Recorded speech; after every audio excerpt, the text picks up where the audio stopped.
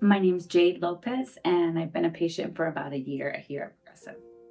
Yeah, if you could just tell me what issues and obstacles were you facing that said, "Hey, I need to make a change." The issues I was facing were poor digestion, bloatedness, inflammation in the gut, and hormonal issues. And how would you see that? You said the poor digestion. What would that result in? Staying up late, you couldn't sleep well, low energy. So I knew my digestion was poor because I felt like a slow transit because when I would go to sleep at night, I would lay down and not be able to hit the pillow and go to sleep right away.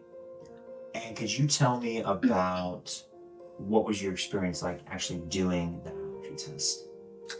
Okay, when I did the allergy test, I was very surprised. You never know what underlying is happening to your body when you're eating certain foods that you always eat. You take advantage, you're like, oh, yeah, I eat almonds all the time. I drink almond milk. But when I saw that I was at the allergy test, it was like low level sensitivity to almonds. And I realized that that could be harming my health. It would be causing low level inflammation. I was like, ugh, yikes. I'm cutting this out of my diet. And I've been feeling so much better since I've cut a lot of the foods on the allergy list out of my diet. Yeah, what did you learn that really shocked you? You mentioned almonds. Was there something else where you're like, wow, I thought this was good for me, but it could be hurting me? What other foods were on there?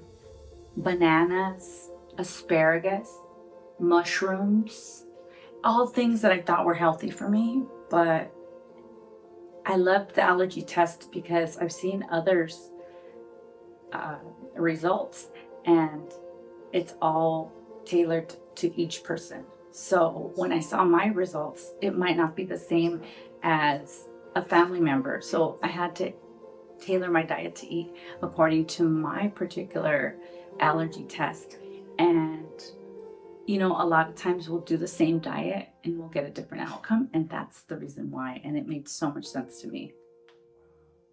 And how has your life changed since you've cut out those foods from the issues you had before? My life's changed because I no longer get as bloated. I'm not seeing those digestive issues that I once saw. I'm not staying up all night digesting food, wondering if I'm going to have a bowel movement in the morning right away or not. I go regularly now, and I'm just less inflamed in my gut all over. How was actually taking the blood draw? What did you have any issues? Was it scary, nervous, painful? Actually, I didn't have any issue with the blood draw. The phlebotomist that pricked me talked to me the whole time. There was nothing there was nothing to it. I mean, I felt like it was over really quick. I know they took a couple of vials, but I mean, I didn't notice anything that was unusual, and it was simple and easy for me. Mhm. And then what would you say to someone that is watching this video that has similar issues, but it's like, "Ah, I don't know, should I get the test? I'm a little nervous to go to these doctors." What would you say to someone that was in your position?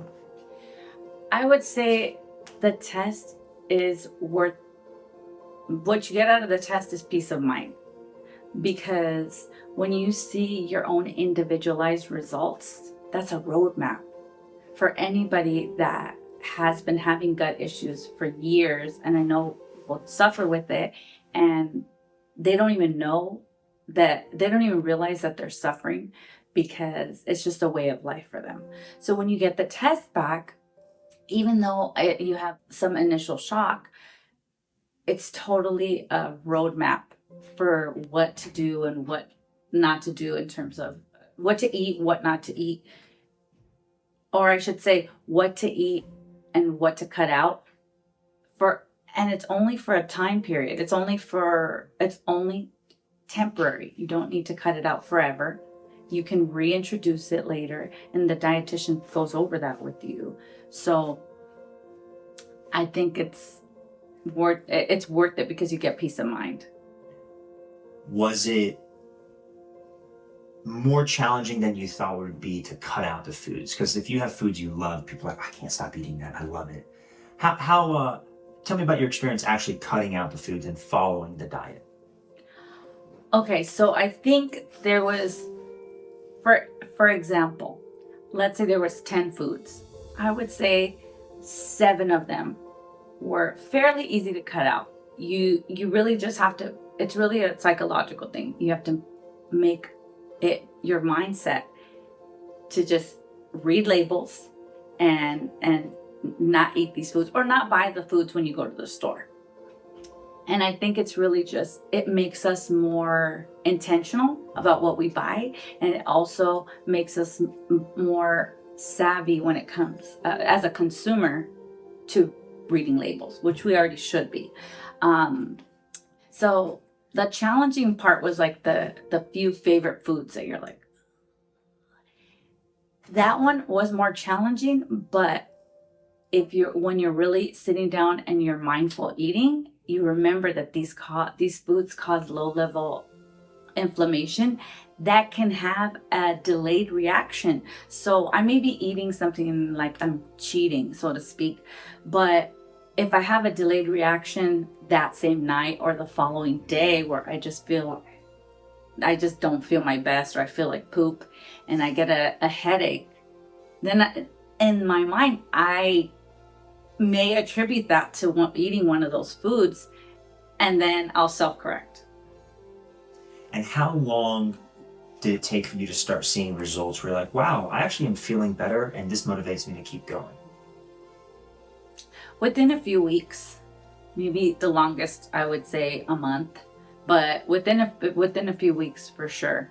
Once you get on your regimen and you no longer buy those foods or you start reading more labels, yeah, I think it's a process, definitely, but it's well worth it.